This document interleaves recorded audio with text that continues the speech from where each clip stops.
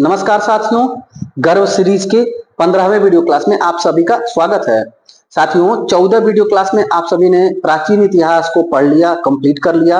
अब आज से मध्यकालीन इतिहास शुरू होगा साथियों गर्व सीरीज में। आप सभी अवगत हैं, गर्व सीरीज सामान्य अध्ययन जीएस की संपूर्ण तैयारी के लिए शुरू किया गया सीरीज है साथियों। चलिए जल्दी से शुरू कर देते हैं।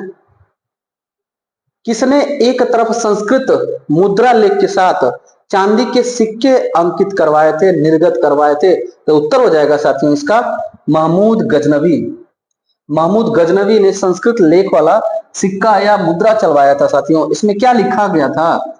लिखा गया था अव्यक्तमेकम, अव्यक्तमेकम अवतार, अवतार मोहम्मद। किसका था ये साथियों? महमूद गजनवी का। महमूद गजनवी के साथ एक दरबारी विद्वान आया था साथियों, उसका क्या नाम था? अलबरूनी। अलबरूनी की पुस्तक का क्या नाम था? किताबुल हिंद या तहकीके हिंद। आगे बढ़ते हैं। निम्नलिखित में से मध्य एशिया के किस शासक ने 1192 ईस्वी में उत्तर भारत को जीता था? 1192 यानी साथियों ये तराइन के द्वितीय युद्ध की बात कर रहा है। तराइन का द्वितीय युद्ध किसके किसके बीच हुआ था? गोरी वर्सेस पृथ्वीराज चौहान के बीच हुआ था साथियों। गोरी जीता था, पृथ्वीराज चौहान हार गए थे। यहाँ पर उत्तर क्या हो जाएगा? गोरी। गोरी ने जीता था साथियों। उत्तर देख लीजिएगा, गोरी। तराइन का 3 युद्ध हुआ था साथियों। आपको अमूमन 2 ही मिलेगा, सामान्यतः आपको 2 ही मिलेगा। 1191 तराइन का पहला, 1192 तराइन का दूसरा। पृथ्वीराज चौहान, मोहम्मद गोरी। पृथ्वीराज चौहान, मोहम्मद गोरी। तीसरा युद्ध भी हुआ था 1215-16 ईस्वी में। 1215-16 ईस्वी में इल्तुतमिश, इल्तुतमिश और ताजुद्दीन यल्दौज, ताजुद्दीन यल्दौज के बीच तराइन का तीसरा युद्ध हुआ था। आगे बढ़ते हैं। मोहम्मद गोरी को सबसे पहले किसने पराजित किया था? मोहम्मद गोरी को सबसे पहले साथियों भीमद्युति ने पराजित किया था। भीमद्युति याद रखिएगा, भीमद्युति ने गोरी को पराजित किया था। गोरी का आक्रमण 1175 ईस्वी में पहला हुआ, दूसरा 1178 ईस्वी में हुआ, तीसरा लड़ाई तराइन की पहली लड़ाई 1191 में, चौथा 1192 में तराइन का दूसरा युद्ध। इसके बाद 1194 ईस्वी में चंदावर का युद्ध जयचंद और गोरी के बीच। ये 5 था साथियों, याद रखिएगा डेट। अगला प्रश्न पूछा गया, मोहम्मद गोरी ने जयचंद को किस युद्ध में हराया था? चंदावर का युद्ध 94, चंदावर का युद्ध 94 जयचंद और गोरी के बीच हुआ था। जयचंद किस वंश के राजा थे साथियों? कन्नौज के गढ़वाल वंश के राजा थे। कन्नौज के गढ़वाल वंश, और गढ़वाल वंश के राजा जयचंद की पुत्री थी, क्या नाम था? संजोगिता। संजोगिता का अपहरण किसने कर लिया था? तो साथियों पृथ्वीराज चौहान ने। यह बात कहाँ लिखा गया है? पृथ्वीराज रासो में लिखा गया है। अगला प्रश्न देखिएगा, युद्ध जिससे भारत में मुस्लिम शक्ति की स्थापना हुई थी, तराइन का द्वितीय युद्ध हो जाएगा। तराइन का द्वितीय युद्ध 1192 ईस्वी में हुआ था। पृथ्वीराज चौहान युद्ध हार गए थे, यहाँ पर गोरी जीता था। माना जाता है कि मुस्लिम शक्ति यहीं पर स्थापित हुई। गोरी साथियों इसके गुलाम थे, 3 गुलाम थे, जिसमें से एक गुलाम था कुतुबुद्दीन ऐबक। कुतुबुद्दीन ऐबक साथियों, कुतुबुद्दीन ऐबक, इसने 1206 ईस्वी में लाहौर में गुलाम वंश की स्थापना की। कहां पर? लाहौर में गुलाम वंश की स्थापना की थी। बाद में दिल्ली इल्तुतमिश राजधानी लेकर के आया। तो यहाँ से वंश परंपरा शुरू हो जाती है, यहाँ से डायनेस्टी शुरू हो जाता है कुतुबुद्दीन ऐबक से। अगला प्रश्न देखिएगा, किस मुस्लिम शासक के सिक्कों पर देवी लक्ष्मी का अंकन या देवी लक्ष्मी की आकृति बनी है? उत्तर हो जाएगा मोहम्मद गोरी। मोहम्मद गोरी के सिक्कों पर देवी लक्ष्मी का अंकन मिलता है साथियों। देखिएगा, आगे बढ़ते हैं। अगला प्रश्न देखिएगा, भारत में मोहम्मद गोरी ने किसको प्रथम इकता प्रदान किया था? इकता यानी इकतादार किसको नियुक्त किया था? तो कुतुबुद्दीन ऐबक को। भारत में कुतुबुद्दीन ऐबक को अपना इकतादार नियुक्त किया था। अगर पूछे भारत में इकता प्रथा किसने शुरू किया था? भारत में इकता प्रथा शुरू किया था इल्तुतमिश ने। लेकिन गोरी का इकतादार कौन था भारत में? कुतुबुद्दीन ऐबक था। गोरी का गुलाम कुतुबुद्दीन ऐबक, कुतुबुद्दीन ऐबक का गुलाम इल्तुतमिश। इसलिए प्रश्न पूछा है कई बार कि गुलामों का गुलाम किसको कहा जाता है? इल्तुतमिश को कहा जाता है साथियों। अगला देखिएगा, मोहम्मद गोरी के किस दास ने बंगाल एवं बिहार पर विजय प्राप्त की थी? बंगाल और बिहार की तरफ गया और नालंदा विश्वविद्यालय को नष्ट किया था। कौन था साथी वो? बख्तियार खिलजी। बख्तियार खिलजी। आठवां का उत्तर हो जाएगा ए। देखिएगा, आठवां का उत्तर हो जाएगा ए। बख्तियार खिलजी मोहम्मद गोरी का गुलाम था। अगला, रेशम बुनकरों की जानकारी में निम्न में से किस शिलालेख से मिलती है? रेशम बुनकरों के बारे में जानकारी साथियों मंदसौर अभिलेख या शिलालेख से मिलता है। मंदसौर शिलालेख में लिखा हुआ है कि रेशम बुनकरों के द्वारा एक सूर्य मंदिर का निर्माण कराया गया है। अगला प्रश्न देखिएगा, गुलाम वंश का संस्थापक संस्थापक कौन था? गुलाम वंश का संस्थापक साथियों कुतुबुद्दीन ऐबक था। इसने 1206 ईस्वी में लाहौर में गुलाम वंश की स्थापना की। बाद में इल्तुतमिश ने दिल्ली में राजधानी स्थानांतरित की और कई प्रशासनिक सुधार किया। इसलिए अगर पूछे गुलाम वंश का वास्तविक संस्थापक कौन था? गुलाम वंश का वास्तविक संस्थापक इल्तुतमिश था। इसका उत्तर फिलहाल हो जाएगा डी। गुलाम वंश का संस्थापक खाली पूछेगा तो आप कुतुबुद्दीन ऐबक करिएगा। अगला देखिएगा, 2.5 दिन का झोपड़ा क्या है? साथियों 2.5 दिन का झोपड़ा एक मस्जिद है। 2.5 दिन का झोपड़ा एक मस्जिद है। ये कहां पर स्थित है? किसने बनवाया है? अजमेर में स्थित है। अजमेर में स्थित है। किसने बनवाया? कुतुबुद्दीन ऐबक ने बनवाया है। कुतुबुद्दीन ऐबक ने बनवाया साथियों।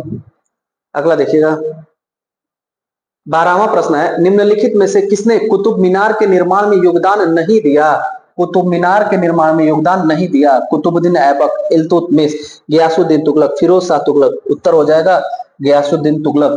गयासुद्दीन तुगलक का कोई योगदान नहीं है कुतुब मीनार के निर्माण में। ध्यान दीजिएगा, कुतुब मीनार का निर्माण प्रारंभ किया था किसने? कुतुबुद्दीन ऐबक ने। कुतुबुद्दीन ऐबक ने। अच्छा, इसका नाम कुतुब मीनार किसके नाम पर पड़ा? कुतुबुद्दीन ऐबक के नाम पर नहीं। इसका नाम पड़ा साथियों कुतुबुद्दीन बख्तियार काकी। कुतुबुद्दीन बख्तियार काकी। कुतुबुद्दीन बख्तियार काकी एक सूफी संत थे साथियों। उन्हीं की स्मृति में कुतुबुद्दीन ऐबक ने कुतुब मीनार का निर्माण प्रारंभ कराया था। उसके बाद इसकी मृत्यु हो गई। चौगान खेलते वक्त घोड़े पर से गिर करके कुतुबुद्दीन ऐबक की मृत्यु हो गई थी। बाद में जो इल्तुतमिश सुल्तान बना, इल्तुतमिश, इसने कुतुब मीनार का निर्माण पूरा करवाया। किसने निर्माण पूरा कराया? तो इल्तुतमिश ने। कितने मंजिला था यह मीनार? 4 मंजिला मीनार था। 4 मंजिला था। आगे साथियों कालांतर में कुछ समय बाद फिरोज शाह तुगलक के समय में इस पर आकाशीय बिजली गिर गई।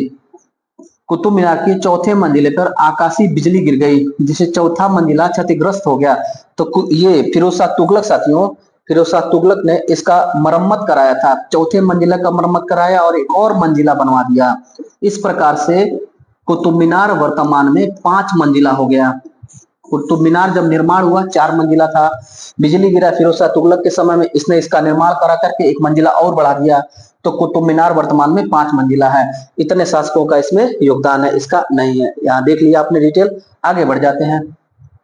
कुतुबुद्दीन ऐबक की राजधानी क्या थी? अभी हम लोगों ने बात किया 1206 में गुलाम वंश की स्थापना करता और लाहौर को अपनी राजधानी बनाता है। उत्तर हो जाएगा 13 का ए।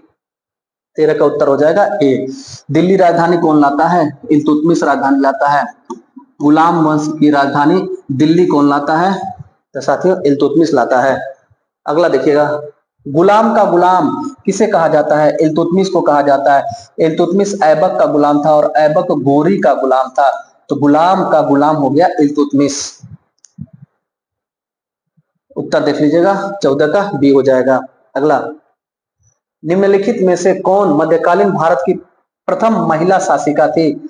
मध्यकालीन भारत के इतिहास की पहली महिला शासिका थी रजिया सुल्तान। दिल्ली सल्तनत की सुल्तान रजिया सुल्तान पहली महिला और एकमात्र महिला साथियों, एकमात्र महिला शासिका रजिया सुल्तान। साथियों यह इल्तुतमिश की पुत्री थी। इल्तुतमिश की पुत्री थी।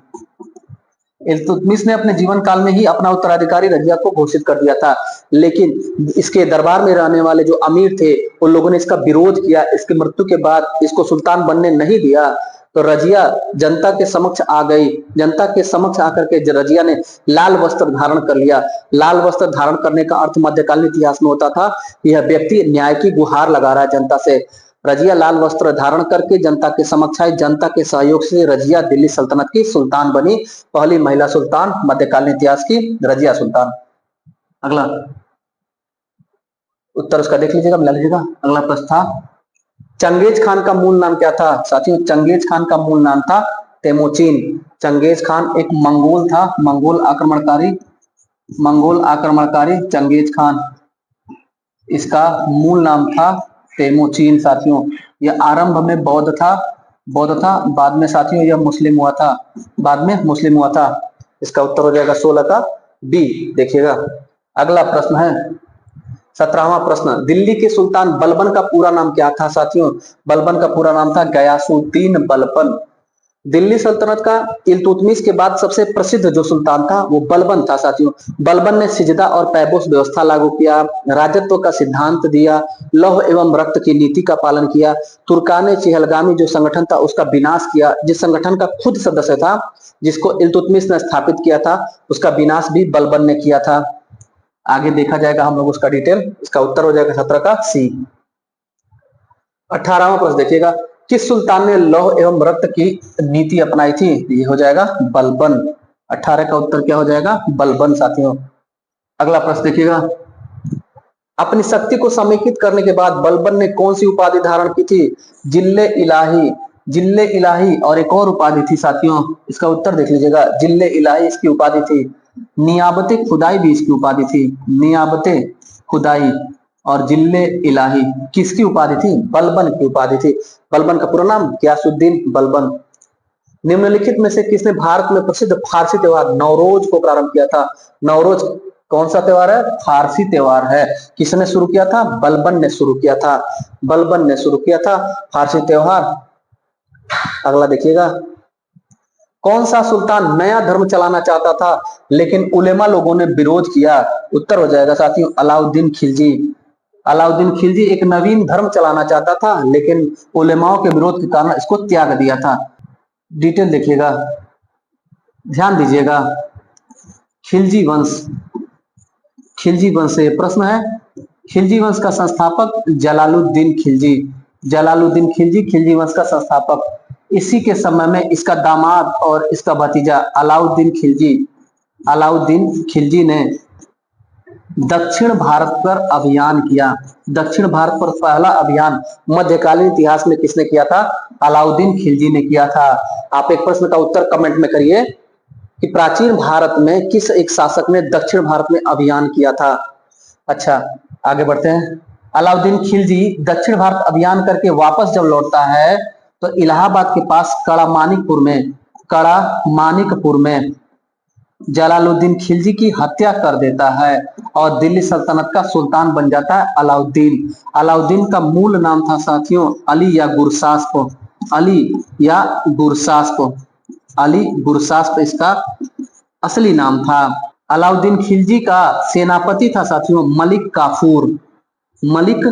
काफूर। अलाउद्दीन खिलजी जब सुल्तान बन जाता है तो पुनः से मलिक काफूर को भेज करके दक्षिण भारत पर अटैक करवाता है, आक्रमण कराता है।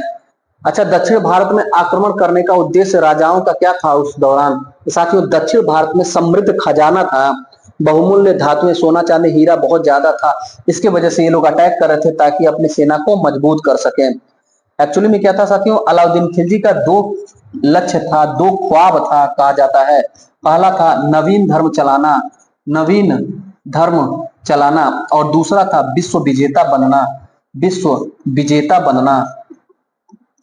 जो नवीन धर्म चलाना था साथियों, नवीन धर्म चलाना, यह नीति इसने त्याग दिया था। दिल्ली के अपने एक मित्र थे, कोतवाल थे, अताउल मुल्क उनका नाम था, उनके कहने पर इसने नवीन धर्म चलाने की नीति और ख्वाब को त्याग दिया और विश्व विजेता बनने का ख्वाब इसने तैयारी जारी रखा। इसके लिए इसने एक बाजार नियंत्रण प्रणाली भी लागू किया। बाजार नियंत्रण प्रणाली, सेना को मजबूत करने के लिए इसने बाजार नियंत्रण प्रणाली या इसे मूल्य नियंत्रण प्रणाली भी कहा जाता है, इसे लागू किया था। दक्षिण भारत में अटैक करने का उद्देश्य यही था कि खजाना लूट करके लाएगा और सेना बड़ा करेगा और बड़ा सेना करके विश्व विजेता बनेगा। किसकी बात हो रही है?